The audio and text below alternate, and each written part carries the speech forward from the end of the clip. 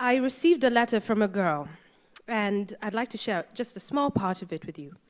Dear Lupita, it reads, I think you're really lucky to be this black, but yet this successful in Hollywood overnight. I was just about to buy Dentsure's Whitenicious cream to lighten my skin when you appeared on the world map and saved me. My heart bled a little when I read those words.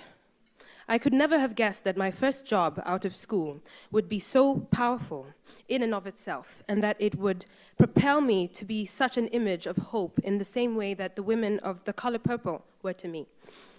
I remember a time when I too felt unbeautiful. I put on the TV and only saw pale skin. I got teased and taunted about my night-shaded skin. And my one prayer to God, the miracle worker, was that I would wake up lighter-skinned. The morning would come and I would be so excited about seeing my new skin that I would refuse to look down at myself until I was in front of a mirror because I wanted to see my fair face first. And every day I experienced the same disappointment of being just as dark as I had been the day before. I tried to negotiate with God. I told him I would stop stealing sugar cubes at night if he gave me what I wanted. I would listen to my mother's every word, sitting right there, and never lose my school sweater again if he just made me a little lighter. But I guess God was unimpressed with my bargaining chips because he never listened. And when I was a teenager, my self-hate grew worse. As you can imagine, happens with adolescence. My mother reminded me often that she thought I was beautiful.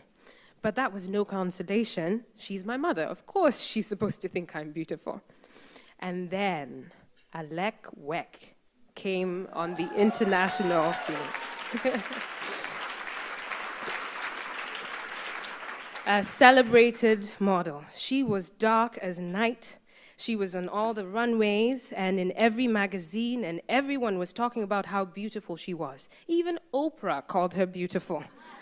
And that made it a fact. I couldn't believe that people were embracing a woman who looked so much like me as beautiful. My complexion had always been an obstacle to overcome, and all of a sudden, Oprah was telling me it wasn't. It was perplexing, and I wanted to reject it because I had begun to enjoy the seduction of inadequacy. But a flower couldn't help but bloom inside me. When I saw Alec, I inadvertently saw a reflection of myself that I could not deny. Now, I had a spring in my step because I felt more seen, more appreciated by the faraway gatekeepers of beauty. But around me, the preference for light skin prevailed. To the beholders that I thought mattered, I was still unbeautiful. And my mother again would say to me, "You can't eat beauty. It doesn't feed you." And these words played and bothered me. I didn't really understand them until finally I realized that beauty was not a thing that I could acquire or consume. It was something that I just had to be. And what my mother meant when she said, "You can't eat beauty," was that you can't rely on how you look to sustain you. What actually sustains us, what is fundamentally beautiful, is compassion for yourself and for those around you. That kind of beauty, that kind of beauty inflames the heart and enchants the soul.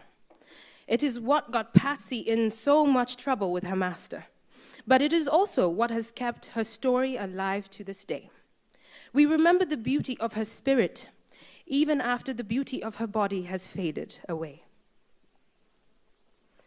And so, I hope that my presence on your screens and in magazines may lead you, young girl, on a similar journey, that you will feel the validation of your external beauty, but also get to the deeper business of being beautiful inside.